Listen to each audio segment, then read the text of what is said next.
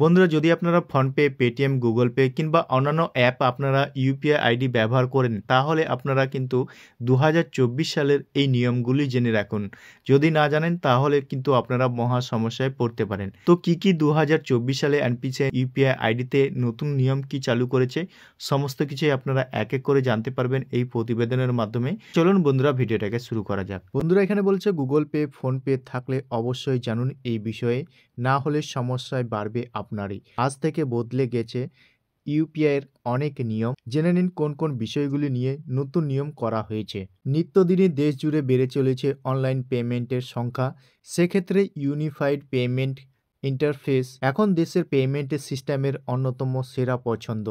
এই লেনদেনের প্রক্রিয়া শুরু হওয়ার পর থেকেই ভারতের ডিজিটাল লেনদেন অনেকটাই বেড়ে গেছে। সম্প্রতি ইউপিআই গ্রাহকদের স্বার্থে রিজার্ভ ব্যাংক অর্থাৎ ১ জানুয়ারি ২০২৪ থেকে নতুন নিয়ম এনেছে।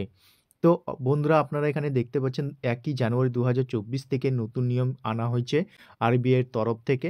তো বন্ধুরা কি নিয়ম পরিবর্তন করা হয়েছে এক এক করে দেখে নেব। এখানে বলছে একই সঙ্গে পাঠাতে পারবেন আরও টাকা। এনপিসিআই ইউপিআই লেনদেনের জন্য ১,০০,০০০ টাকারও একটি নতুন সর্বোচ্চ দৈনিক পেমেন্ট সিস্টেম নির্ধারণ করেছে।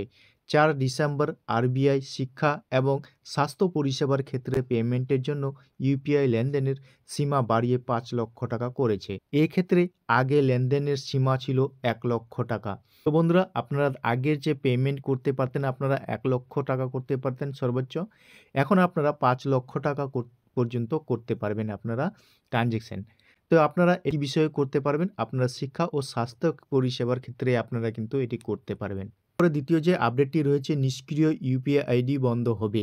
National Payment Corporation of India অর্থাৎ NPCI Paytm, Google Pay, PhonePe এবং ব্যাঙ্কগুলির মতো পেমেন্টের অ্যাপগুলিকে ইউপিআই আইডি এবং নম্বরগুলি নিষ্ক্রিয় করতে বলেছে।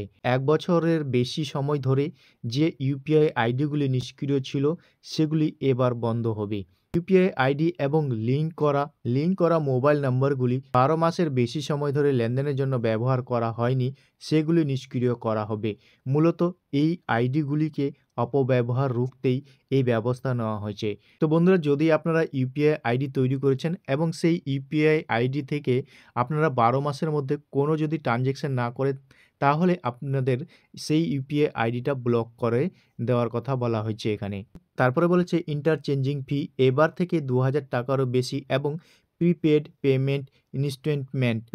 পেমেন্ট ইনস্টলমেন্ট যেমন অনলাইনে ওয়ালেটের মাধ্যমে পরিচালনার নির্দিষ্ট মার্চেন্ট ইউপিআই লেনদেনের জন্য ১.১% ইন্টারচেঞ্জ ফি প্রয়োজন হবে। তারপরের আপডেটটি হলো নতুন করে ৪ ঘন্টার সময়সীমা।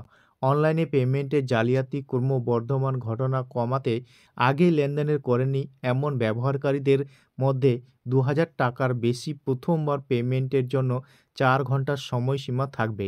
অর্থাৎ বন্ধুরা এখানে বলছে ২,০০০ টাকার বেশি যদি প্রথম কাউকে ট্রানজ্যাকশন করেন, তাহলে আপনার ৪ ঘন্টা পরে তার অ্যাকাউন্টে ক্রেডিট হতে পারে।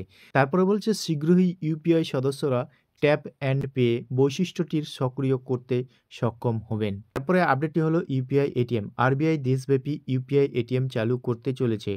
এই এটিএমগুলির সাহায্যে আপনি আপনার ব্যাংকের অ্যাকাউন্ট থেকে সরাসরি নগদে তুলতে একটি কিউআর কোডে স্ক্যান করতে পারবেন। তো বন্ধুরা এখানে বলেছে ইউপিআই এটিএম অর্থাৎ আপনারা যে কিউআর কোড থাকবে এটিএম মেশিনে সেই কিউআর কোডের মাধ্যমে আপনারা কিন্তু টাকা তুলতে পারবেন এটিএম কার্ড ছাড়াও। তো বন্ধুরা ইউপিআই আইডি নিয়ে এই ছিল ছোট্ট একটি আপডেট।